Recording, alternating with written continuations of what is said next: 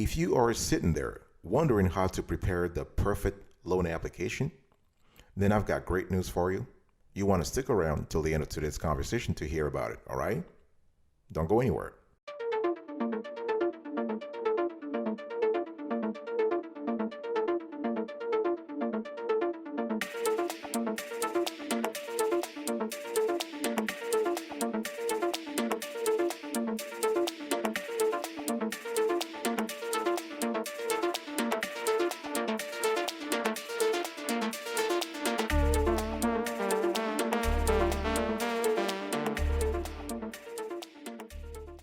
Welcome back, folks, to another edition of the Awesome Sweetie Kiwi Show. How are you today? I hope you are doing fantastic. I'm doing marvelous, if you were to ask me. If you are doing as splendid as I am, go grab a cup of coffee or tea or vodka and let's roll. In today's conversation, I want to speak to you about the top 10 legal documents all business lenders want to see before approving loans. In other words, I'm going to show you the elements you need to put into your business loan application so that you improve your chances of approval. Because the funny thing is, a lot of folks think that you got to have perfect score. So, if my business loan application gets rejected, it's because I have poor credit. This could be one criterion that they pay attention to, right? Those lenders pay attention to. But there are gazillion criteria that you have to pay attention to that could actually boost your chances of being approved. And in today's conversation, I'm going to go through them. The first criterion, the first legal document is a business plan. Yeah, you heard that right. A business plan is a legal document. It's not just a financial document, it's a legal document. Why? Let me give you a very simple scenario. If a lender bases his or her decision, her lending decision, her approval decision on the data, the sales data, the revenue data that you put in the business plan, and it turns out that you actually lied, later, a judge might actually strike that decision and actually find favor for the business lender. So it's very important to be forthcoming, to be honest in every data, every information you put in the business plan in the first place. And almost every business needs a little funding to get started. And a business plan can help you attract the investment or the loans you need. And this document is actually a requirement when you seek financing. So there are three things you want to put in the business plan: the problem you want to solve, how you plan to solve it, and why your business is best suited to solve this problem. And a business plan is actually a methodical way to present this information and should cover everything a potential investor or a lender will want to know, mainly who manages your business, your products or services, your marketing and sales strategy, right? What you need to operate effectively, your target market and how you plan to reach it, what risks there are in the market in which you operate, and most importantly, how your products or services will be delivered to your customers. How are you going to monetize? How are you going to get the ka-ching, ka-ching, ka-ching? Very important. So you can use a business plan when you're starting a business, when you are changing your existing business model, when you are seeking funding from investors or lenders, or when you are attracting potential partners. Number 2, legal documents that all business lenders want to see before approving loans. A partnership agreement. Yeah, this is very important, folks. Starting a business is often easier when you do it with a partner, and because with the partner, what happens here is that you can share responsibilities and split the startup cost. On the other hand, there are many issues that can arise from a business partnership, whether it is between two individuals or more. Folks, stuff happens, life happens. Nobody's perfect. You might get along perfectly with someone today. Tomorrow, stuff happens. They're just like, okay, yeah, I'm out of here, and you have legal problems starting. So you want to clarify. You want to actually cover your ass by having a partnership agreement. This is the document in which you are mitigating the risk of personal liability should something happen to the business. So in a partnership agreement, you want to include the names of the partners, the duration of the partnership, each partner's contribution to the business in terms of money, land, business equipment, you name it, right? The division of labor and authority, how many partners may be added if necessary, what happens to the business when a partner dies or otherwise leaves the partnership. Those are important, those are quintessential elements you need to pay attention to. And you can use a partnership agreement when you want to create a business agreement among two or more partners, specifying their rights and responsibilities. The partners need to agree on their respective ownership interests, capital contributions, and managerial duties. You want to clearly delineate how important decisions will be made and how voting will be conducted. Very important.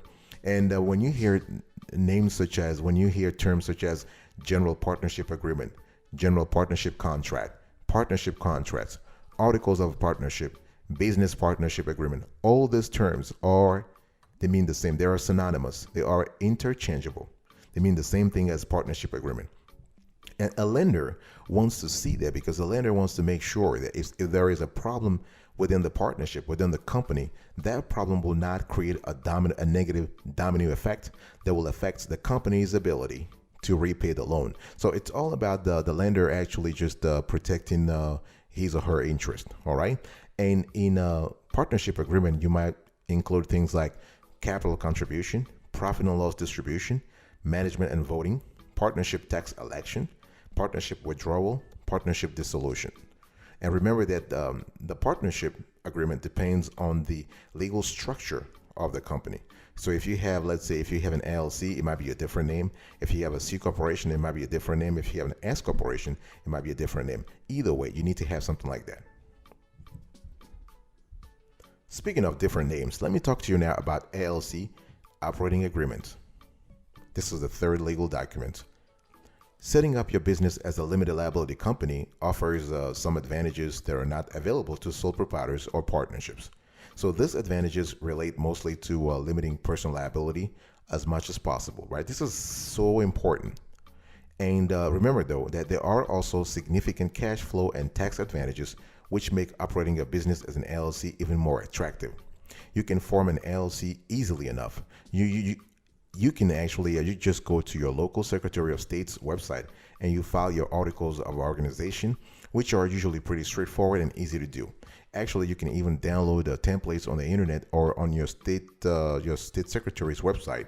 There are templates you can download and just form your LLC. However, one thing that's very important, if your LLC has 2 or more owners, you will want to create a limited liability company operating agreement to define how your LLC will operate and how it should be taxed. State laws and the IRS have established a variety of standard rules and regulations by which you actually must operate your LLC, okay? And the thing here is that with an operating agreement, you can adjust or customize some of these rules and regulations and set a standard for the way you want your business to operate. This is very important. And your operating agreement is critically important to your LLC as it defines, amongst other things, so the individuals who own your LLC, how it's going to be managed, who is in charge. That's just the way I want to put it. Each owner's responsibilities and obligations, and whether it should be taxed as a partnership or S corporation. The reason why lenders are interested in having an LLC agreement is because, again, similar to the partnership agreement, they want to understand how your business rolls, how your business operates, so that if push comes to shove, they have a way, they have a recourse. They're able to cover their assets. They can cover their base, all right, and they know exactly what will happen, so that whatever problems are happening within the LLC do not create, again, an adverse domino effect in the company's ability to repay the loan. So you can use an LLC operating agreement when you are forming or plan to form an agreement. If you want to make sure that your company is legally compliant and presentable to banks and investors, your state requires you to have an operating agreement, and you want to ensure that all current and future members they know their rights and obligations. And there are other laws for this document. You have LLC bylaws and limited liability company agreement. Key legal documents number 4. If you want lenders to approve your loans, you want to include, depending on your situation, you want to include in your loan application the buy-sell agreements that you have with the top suppliers or the top customers. And it's very important because a buy-sell agreement is basically an agreement between a minimum of 2 parties, such as a business and its owners and their heirs, and it's useful in the following situation. So business relationships change all the time. You or your partner may choose to leave the business, or a new partner can be brought on board. A buy-sell agreement sets the arrangement up in advance and makes the transition easier on everyone involved. At some point, you or your partner may want to retire, or one of you may pass away suddenly. So if you have an heir, you may want to pass your business on to them. A buy-sell agreement can actually help you plan ahead and determine what will happen to the business when this happens, and whether or not the heir will be able to become a new partner or be required to sell their part of the business. So, in addition to the legal structures that a buy-sell agreement, I would say, facilitates at the partnership level, at the ownership level, it also has repercussions, as I said earlier, on the relationships with your key sellers, your key suppliers, and your key customers. Because whoever is in charge at the business level may actually direct the relationship the company has with key suppliers and key customers. So this is very important, and for lenders, it is quintessential to have an idea of what's going on within the company from a buy-sell agreement perspective.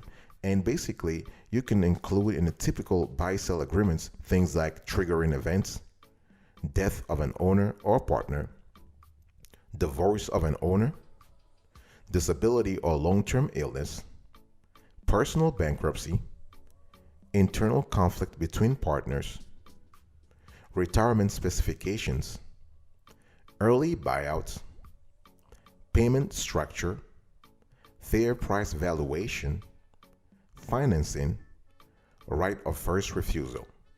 So those may sound like a foreign language to you, but those are important elements that you need to pay attention to. And if you need help, please, you can actually there are a lot of templates on the internet, or you can hire legal counsel to help you draft a portable, a legally sound buy-sell agreement. Document number 5, employment agreement. So depending on your business loan application, a lender might require to see the employment agreement, especially the agreements that have been drafted for the top employees. Okay, so anytime you have an employee or someone who is doing work for your business, you have an employment contract, and this may be oral or implied, but there is a contract. However, in the absence of a written agreement, the terms of the employment are subject to miscommunication and misunderstanding. So a written employment agreement can actually do a lot of stuff for you. It can actually clarify what is expected of both employee and employer, and help to avoid future conflict by basically addressing important aspect of the employment arrangement, such as, let's say, you have wages and other compensation, right? You're basically trying to avoid trouble here. So you want to pay attention to benefits, duties and responsibilities, working hours, position, confidentiality, non-solicit and non-compete clauses, and termination and notice period. That way, you and your employees are on the same page. And other advantages of having a written employment agreement are that it provides clarity as to the terms of the employment. It provides a mechanism by which each party can negotiate the terms of the employment arrangement. It can also be used as a means of protecting particular trade secrets, copyrighted material, and other confidential information by means of a confidentiality clause. It can actually be referred to in the future when there is a dispute over any aspect of the employment arrangement, such as, let's say, an employee's duties or notice of termination. And it also creates a formal relationship and solid foundation between the employer on one end and the employee on the other hand, as well as a sense of stability and security for both parties. So this is important. And lenders are interested in that because lenders want to make sure your business is as sound and stable as possible. Okay, so in an employment agreement, you can include things like the party information, the employment term, the job description, compensation and benefits, ownership of intellectual property, dispute resolution, non-compete, confidentiality and non-solicitation, termination, additional terms, and how to execute your agreement. So those are the standard sections that you would see in a typical employment agreement. I'll be right back right after this. Don't go anywhere.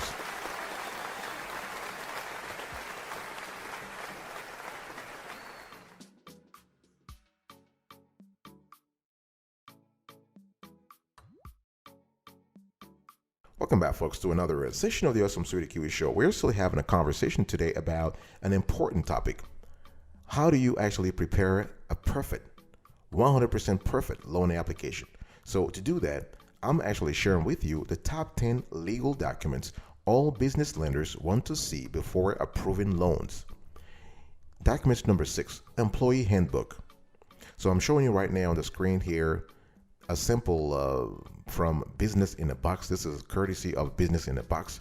So an employee handbook is very important because an employee handbook is basically a way you are protecting your company from inside and outside. Regardless of how large or small, running your business without policies and guidelines will be challenging. So having a well-written employee handbook can be extremely beneficial in communicating to your employees their rights and obligations as employees of your company. And lenders love that. Business lenders love that because they are seeing here what? They're seeing a pattern of stability. They're seeing a pattern of strength, a pattern of legal and regulatory compliance. And this is very important. All of these things speak to one thing, which is that your company will be around for a long time to repay the loan they're about to give you. Okay, so you want to really pay attention to writing your employee handbook properly. And you want to include topics such as employment at will, anti-discrimination, harassment, compensation, benefits, leave, work schedule, standards of conduct, right? Employee discipline, safety and security. You want to include things like equal employment opportunities, employee acknowledgement, and receipts of the handbook. Those are important elements. You also want to include, there are several sections in a typical employee handbook. You want to mention, you want to give some kind of information about your company. So that's in a section called background information. You want to talk about the number of employees. This section is important. This criterion is important because there are regulatory implications, especially with respect to the Family and Medical Leave Act, the FMLA. You want to talk about employment status, payroll information, right? This is where you want to talk about how often employees will be paid, when each payday will fall, the methods of payments, your policies on pay advances. You want to speak about smoking policy, meal and rest breaks, benefits offered, performance reviews, paid leave offered, and so on and so forth. A lender might also be interested in seeing a non-disclosure agreement, an NDA, before approving a loan. And why? This is a quintessential element also, because at the end of the day, every business needs to be concerned with protecting its competitive advantage. This means what? It means that you are ensuring that whatever proprietary information you share with your employees or business partners will not become public. It's all about that. You just want to cover your butt here in terms of making sure the business stays competitive.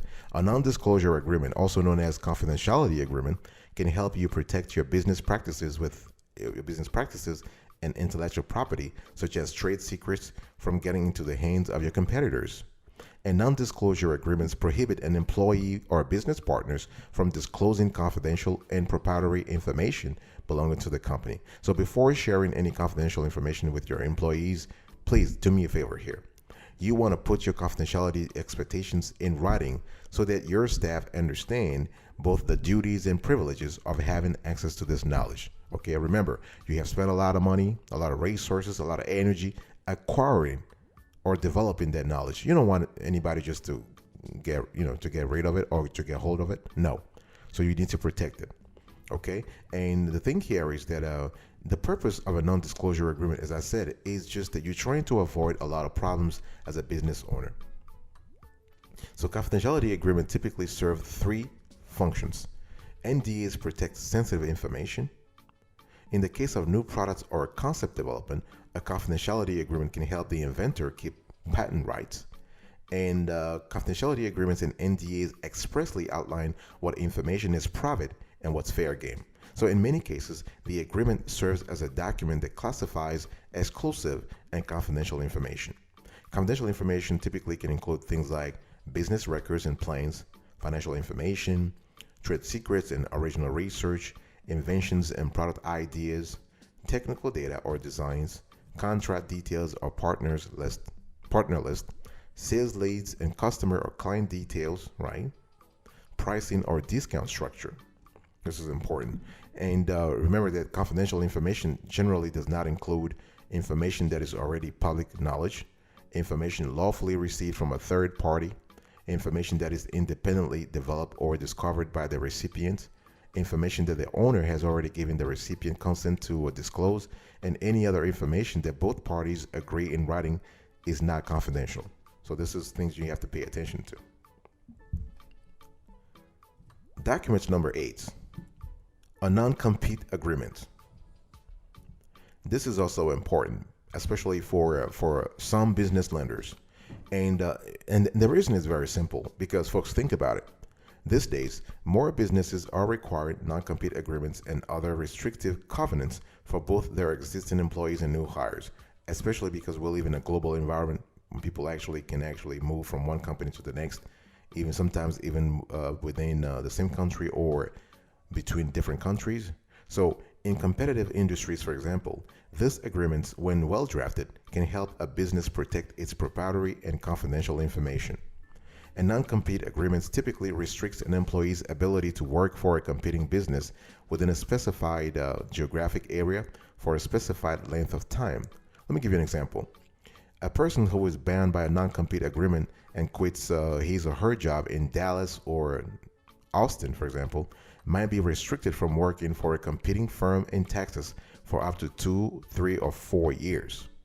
Okay, and the rules governing non-compete agreements vary from state to state, but most states' court will enforce a non-compete agreement if it is valid and reasonable. So the judge will kind of take a look and make sure that the NCA, the non-compete agreement, is actually reasonable. In other words, it doesn't have any kind of outrageous clauses. Okay, and basically in a typical non-compete agreements, you find a constellation of sections. For example, you have non-competition, so you have non-solicitation, you have dispute resolution, you have additional terms, you have a way to execute your agreement, and you have to actually also have enforceability clause. Remember that enforceability of non-compete clauses varies by state. Okay, so your state law may limit the use of non-compete clauses, so you really need to be very clear. Now,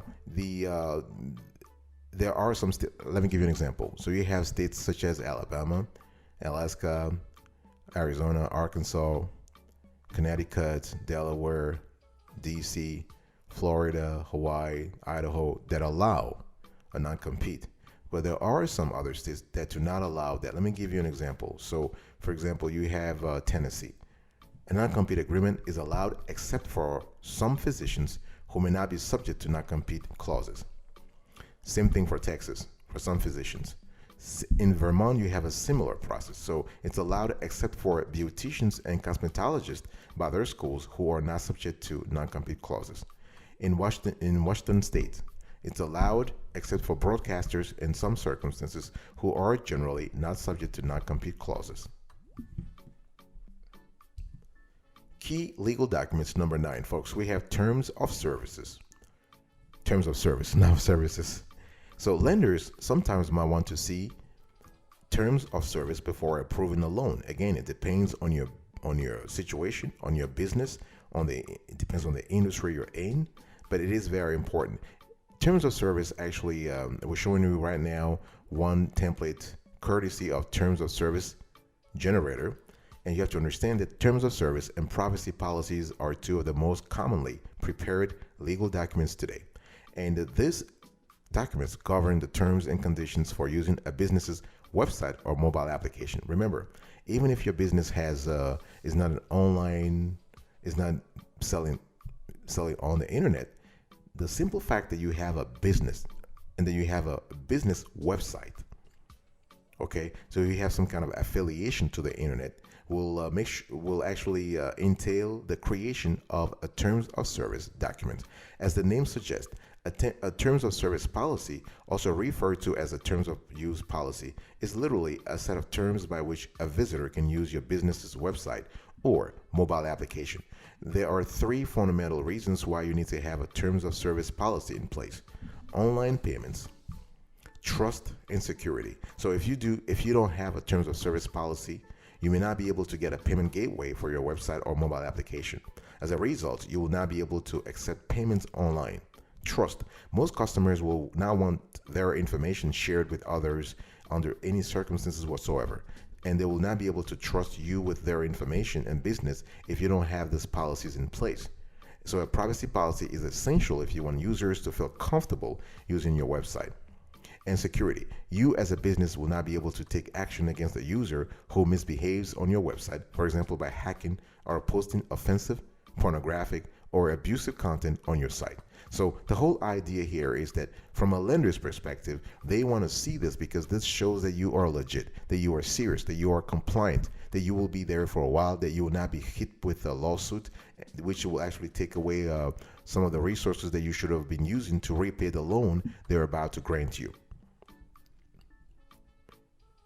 Key legal documents number 10. We have a privacy policy. A privacy policy is kind of it's a little it's related to a terms of service policy, but it's a little different. Now, every website needs to post a website privacy policy, so that visitors understand how the site collects and uses their information. Okay. Now you have a introduction. You have trustee privacy program. You have to talk about information you collect. You have to tell the customer information you collect about him or her. For example, demographic information, forum or discussion board activities, product reviews, search queries, site feedback or suggestions, surveys or polls, sweepstakes or contact information, billing and credit card information, social security numbers. So those are things that you have to really pay attention to. You have to put on the website. You have to also mention the fact that there is automatic data collection, if there is. You have to talk about how you respond to do not track signals, how we use your information, how we share your information, links to other websites, third-party tracking on your sites, opt-out procedures, how to access and change your information. And you have to put the notice of California privacy right. This is an important element because if you want to comply with the California Shine the Light law, you really need to include this because California residents who use the site may request certain information regarding any disclosure of personal information to third parties for their direct marketing purposes by emailing you at the address indicated. You have to mention security. You have to mention children's privacy in your privacy policy. You need to mention changes to this privacy policy. This is the section where you alter the terms and where you actually put all the terms, notification procedures, cross-border data transfers, okay, and contact information. So the bottom line, folks, what I'm trying to tell you here is that a lender, a business lender, will want to see this in business loan application, depending on your industry, of course. But they want to see this because they are concerned about regulatory compliance. They might be concerned about the legal troubles that you might invite if you don't have those documents. So having them and showing it to them in a business loan application will increase your chances of being approved. All right, folks, this is it for today's conversation. I was speaking to you about the top 10 legal documents all business lenders want to see before approving loans. Number 1, business plan. Number 2, partnership agreement. Number 3, LLC Operating Agreement. Number 4, Buy-Sell Agreement. Number 5, Employment Agreement. Number 6, Employee Handbook. Number 7, Non-Disclosure Agreement. Number 8, Non-Compete Agreement. Number 9, Terms of Service. Number 10, Privacy Policy. Thank you so much for your attention, folks. I really appreciate it. I'll see you next time. But until then, remember, stay marvelous.